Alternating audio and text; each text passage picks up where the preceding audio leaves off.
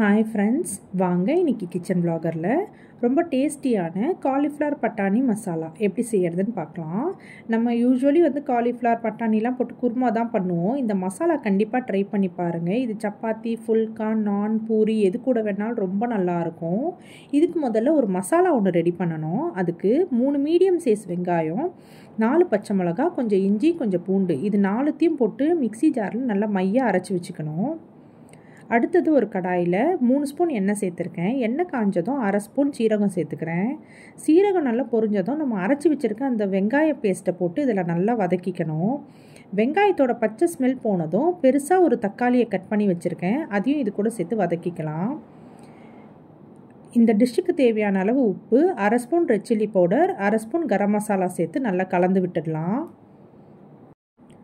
சின்ன size cauliflower கூடவே கொஞ்சமாக பட்டாணியை நான் க்ளீன் பண்ணிவிட்டு சுடு தண்ணியில் போட்டு எடுத்து வச்சுருக்கேன். அதையும் இந்த மசாலாவோடு சேர்த்து நல்லா கலந்துக்கலாம். இது கூட 1/2 லிட்டர் தண்ணி சேர்த்து ஒரு 6லேருந்து 7 நிமிஷம் இதை நல்லா கொதிக்க வைக்கணும். இது கொதித்ததுக்கப்புறம் பார்த்திங்கன்னா நல்ல திக்காக கிரேவி கன்சிஸ்டன்சி வந்துடும். இப்போ இது நல்லா கொதித்து காலிஃப்ளவர்லாம் நல்லா வெந்து கிரேவி கன்சிஸ்டன்சி வந்துருச்சு. இப்போ நான் ஃப்ளேமை ஆஃப் பண்ணிவிட்டு 3 டேபிள் ஸ்பூன் தயிர் சேர்த்துக்கிறேன்.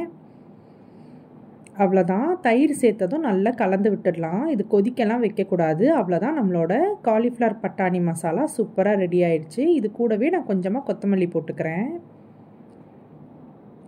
இது ரொம்ப சிம்பிளான டிஷ்ஷு தான். இது கண்டிப்பாக ட்ரை பண்ணி பாருங்கள். வேறு ஒரு ரெசிபியோடு உங்களை பார்க்குறேன். பாய்.